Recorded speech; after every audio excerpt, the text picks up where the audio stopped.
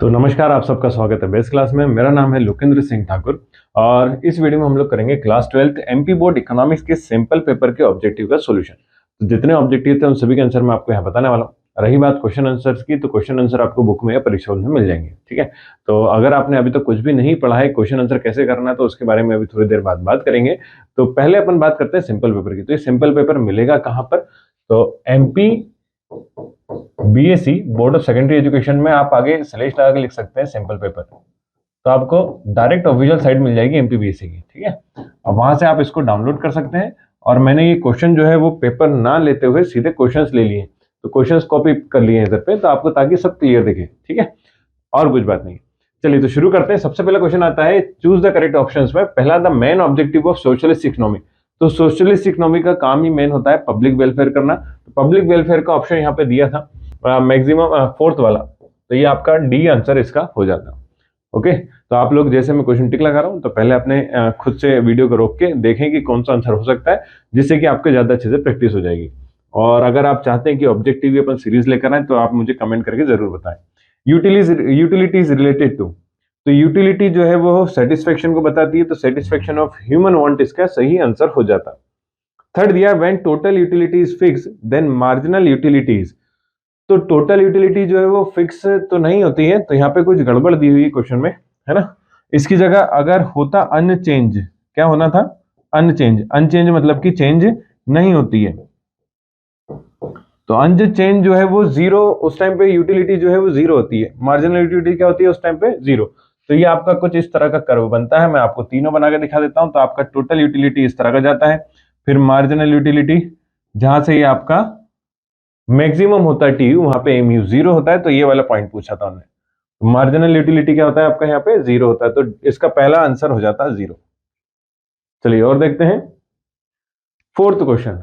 तो fourth question था which of the following is a complementary goods. तो complementary goods वो होते हैं जनरली जो कि एक के साथ दूसरा भी यूज करा जाता है, और एक की जगह पे दूसरा गुड्स यूज कर सकते हैं रिप्लेस करके। तो उसे क्या बोलते हैं आप मुझे कमेंट करके बताओ। ठीक है, तो अभी हम पूछ रहे हैं कॉम्प्लीमेंट्री, तो एक के साथ दूसरा यूज करा जाएगा, ऐसा कार एंड पेट्रोल होता है, T and coffee, Coke and Pepsi, rice and wheat. ये सारे कौन से एग्जाम्पल है? तो आप लोग कमेंट करके बताइए। ठीक, फिर यहाँ लिखा प्राइस, तो प्राइस की स्पेलिंग गलत है। तो सैंपल पेपर में बहुत सारी मिस्टेक्स है। ठीक है, तो price elasticity of demand mean. तो इलास्टिसिटी ऑफ डिमांड जब निकालते हैं तो हम देखते हैं चेंज इन क्वांटिटी। क्या देखते हैं? Change in quantity with respect to change in price. तो change in quantity with respect to price, तो क्वांटिटी डिमांडेड, डिमांड के हिसाब से पूछा हमने, तो क्यू डी हो जाता। तो change in demand due to change in price, ये पहला वाला ऑप्शन ही इसका आंसर है। रिप्रेजेंट ये लिखा इस तरह से जाता है। फिर सिक्स्थ है, if there is no change in quantity demanded in response to any change in price it is situation of. तो कह रहे हैं कि देयर इज नो चेंज, मतलब कि ये जो क्वांटिटी डिमांडेड होता है इसमें कोई भी चेंजेस अगर ना हो, तो अगर इसमें कोई चेंजेस ना हो तो ये क्या रहेगा आपका? जीरो। क्या रहेगा? जीरो। तो जीरो रहेगा और प्राइस में चेंजेस माने जाएंगे। तो ऐसा कौन सा ऑप्शन है दिया? तो देखते हैं यूनिटरी प्राइस इलास्टिसिटी, फिर इनफाइनाइट। इनफाइनाइट की फिर से स्पेलिंग गलत है ना। ये लिखा जीरो, जीरो इलास्टिसिटी होता तो जीरो इलास्टिसिटी यहां लिखाना था, सी ऑप्शन आपका हो जाता। सी क्या होता है? Zero elasticity. तो जीरो इलास्टिसिटी तो नहीं होता, परफेक्टली इन इलास्टिक कहते हैं इसे। क्या बोला जाता है? Perfectly in elastic. Perfectly in elastic, तो इसका जो सही नाम है वो है क्या? Perfectly in elastic. ओके, तो आप लोग नाम याद रखेंगे। यहाँ पे मैंने बोला बहुत सारी मिस्टेक्स है। ठीक है, तो ये आपके सारे ऑब्जेक्टिव हो गए। चलिए अब देखते हैं अगला जो क्वेश्चन था वो आपका क्या है, फिल इन द ब्लैंक। तो short run production function is term as. तो शॉर्ट रन में जो प्रोडक्शन फंक्शन होता है उसे बोलते हैं law of variable proportion. Law of variable proportion. Okay, तो ये आपका पहला हो गया law of variable proportion. Second है return to scale are associated with dash period. तो रिटर्न टू स्केल जो है वो जनरली लॉन्ग पीरियड से रिलेटेड रहता है, तो लॉन्ग पीरियड इसका आंसर हो जाता है। फिर दिया when production is shut down variable cost become. तो दो कॉस्ट रहती है अपने पास, fix cost and variable cost. तो फिक्स कॉस्ट तो हमेशा फिक्स ही रहनी है ना। जब प्रोडक्शन बंद हो गया तो वेरिएबल कॉस्ट क्या हो जाएगी? जीरो। तो इसका आंसर क्या हो जाता है आपका? जीरो। तो आगे इधर भी जीरो लिख सकते हैं। फोर्थ है the shape of average cost curve is like the letter dash of English alphabet. तो ये तो बहुत ही सिंपल है, लेटर कैसा रहता है अपना यू शेप्ड, सारे के सारे कैसा रहते हैं आपके यू शेप्ड। फिर देन फिफ्थ है law of supply state the dash relation between price and supply of the commodity. तो सप्लाई में डायरेक्ट रिलेशन होता है, कैसा रिलेशन रहता है भाई डायरेक्ट, कि प्राइस बढ़ाते हैं तो क्वांटिटी सप्लाई भी बढ़ती है, प्राइस कम होता है तो क्वांटिटी सप्लाई भी क्या हो जाती है कम हो जाती है।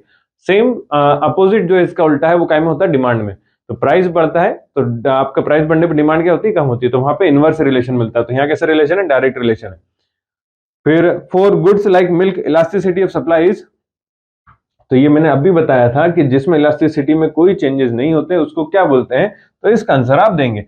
फिर से बता रहा हूं कि जिसमें इलास्टिसिटी में कोई चेंज नहीं होता है, क्वांटिटी डिमांडेड जीरो होती है, प्राइस चाहे उसके कम हो जाए या ज्यादा हो जाए तो उसको क्या बोलते हैं, तो थोड़ी देर पहले ही हमने उसको पढ़ा था। तो वहां डिमांड था, यहाँ पे क्या हो जाएगा वही कहानी सप्लाई के साथ। तो सोच लिया सभी ने, आंसर हो जाएगा इनइलास्टिक। क्या हो जाएगा इनइलास्टिक। चलिए, तो कितने लोगों ने सही सोचा था पता नहीं अब, है ना। देखते हैं नेक्स्ट ट्रू एंड फॉल्स। तो the price at which demand and supply become equal is balanced price.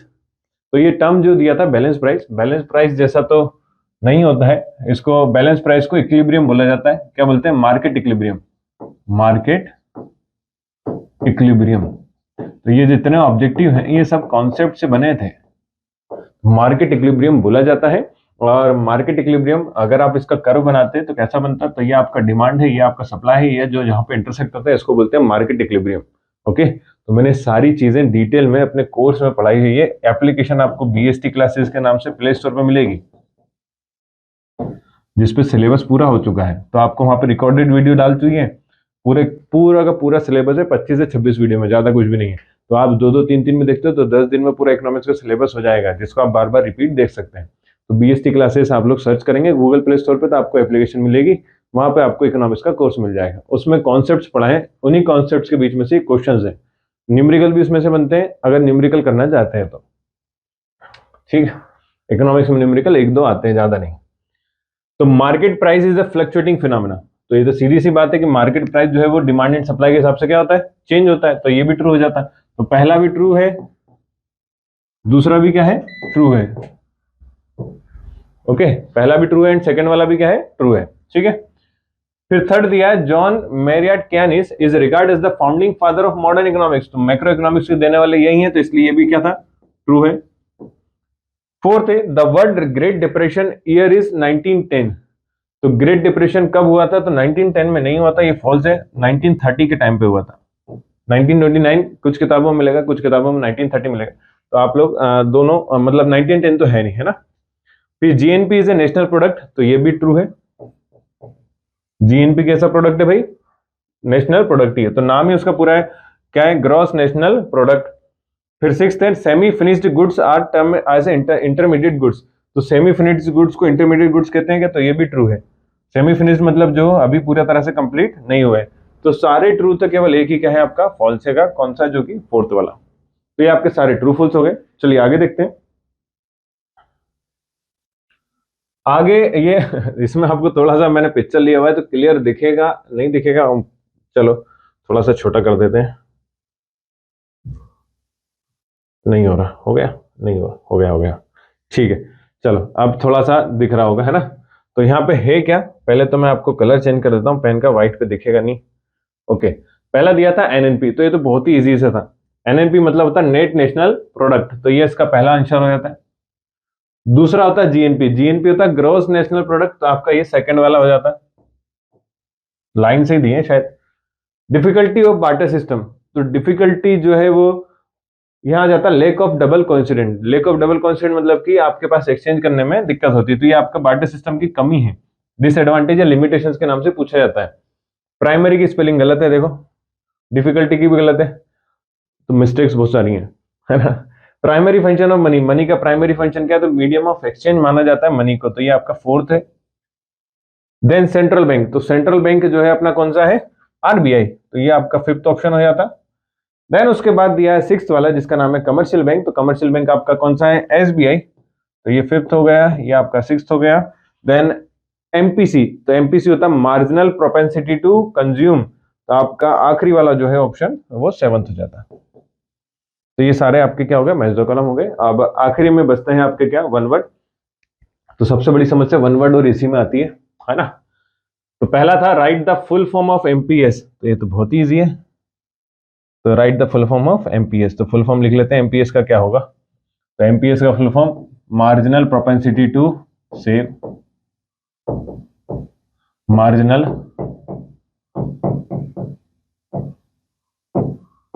To save, okay. फिर what is the consumption function, तो इनकम जो है कंजप्शन फंक्शन है, या तो आप इसके लिखेंगे it is the relationship between income and consumption. तो इनकम किसके बीच में रिलेशन बता रहा है, वो इनकम एंड कंजप्शन के बीच में रिलेशन बताया जाता है, किसके जरिए, कंजप्शन फंक्शन के जरिए। अच्छा, इसको लिखते कैसे, तो वो दिखा देता हूं। तो consumption equal to function of income, income के लिए आई नहीं लिखते, सॉरी, क्या लिखते हैं, वाई। इनकम के लिए लिखा जाता है Y, function of income, okay. I से इन्वेस्टमेंट होता है। फिर what is the average propensity to consume, तो एवरेज प्रोपेंसिटी टू कंज्यूम जो है वो निकालने का तरीका होता है कंजप्शन अपॉन इनकम। तो इनकम के हिसाब से कितना कंजप्शन कर रहे हैं वो किसके जरिए पता चलता है, एवरेज प्रोपेंसिटी टू कंज्यूम। ऐसे ही अगला पूछा है what is the average propensity to save, तो इनकम के कंपैरिजन में आप कितना सेव कर रहे हैं ये किससे पता चलता है, एवरेज प्रोपेंसिटी टू सेव से। फिर फुल फॉर्म ऑफ जीएसटी, तो ये आप लोग कमेंट करके बताओ कि जीएसटी का फुल फॉर्म क्या होता है, ये तो पता ही होगा। फिर विच की स्पेलिंग दोनों जगह गलत है ना, ये मैंने टाइप नहीं करी, पेपर में भी गलत है। Which items are include in the balance of trade, तो बैलेंस ऑफ ट्रेड में आपके दो आइटम्स जनरली लिए जाते हैं, तो difference between export and import देखा जाता है, इसलिए इसमें फिजिकल आइटम्स आप लिख सकते थे और साथ में लिख देंगे difference between export and import, तो इंपोर्ट एंड एक्सपोर्ट को इंक्लूड करा जाता है। फिर which items are included in balance of payment, तो बैलेंस ऑफ पेमेंट में जनरली 5 या 6 तरह के आइटम्स लिए जाते हैं। तो पहला आता है विजिबल आइटम्स, तो इसका पूरा एक अकाउंट है, अकाउंट मैंने पढ़ाया, बता ही दिया आपको, कहां पढ़ा है। विजिबल होते हैं, इनविजिबल्स होते हैं, देन इन्वेस्टमेंट्स, फिर ट्रांसफर इनकम, है ना।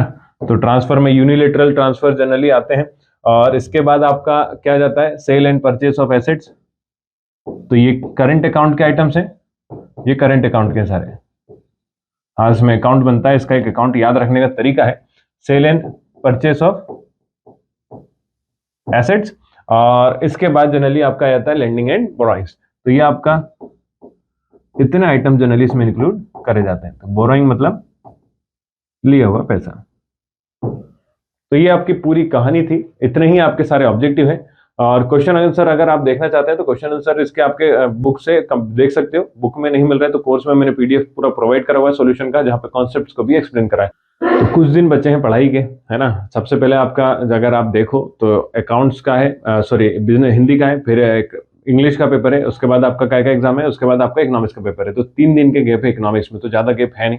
तो आप लोग को अगर सब कुछ डिटेल में अच्छे से पढ़ना है तो उसको मैंने कहाँ पे अपलोड करा हुआ है, तो बीएसटी क्लासेस की एप्लीकेशन आपको मिल जाएगी। उस एप्लीकेशन से आपको क्या करना है कि वहाँ पे कोर्स अपलोड करा हुआ है, ज़्यादा महंगा नहीं है, कम का ही है, ठीक है। तो कोर्स में आपको 26 से 27 वीडियो मिलेंगे, और 27 वीडियो में आपका पूरा इकोनॉमिक्स कंप्लीट करा हुआ है। तो आप अगर पढ़ना चाहते हैं तो वहाँ से भी कवर कर सकते हैं। इसके अलावा बुक में आपको सारी डिटेल मिल जाएगी, लेकिन पूरा डिटेल अपने को बुक वाला पढ़ना नहीं होता है, मेन चीज़ें इसमें समझने की है, ओके। तो ये तो आप करें इकोनॉमिक्स की बात। फिर अपन अकाउंट्स और बिजनेस स्टडीज की बात करें तो अकाउंट्स और बिजनेस में गैप अच्छा है, तो आप वहाँ पे कवर कर सकते हैं। और अगर सिंपल पेपर के ऑब्जेक्टिव हैं तो मैंने ऑब्जेक्टिव अपलोड कर दिए हैं।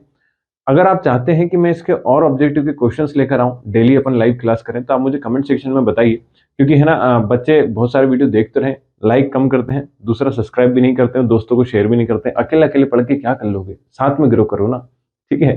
तो वीडियो देखने के लिए thank you, bye bye, take care.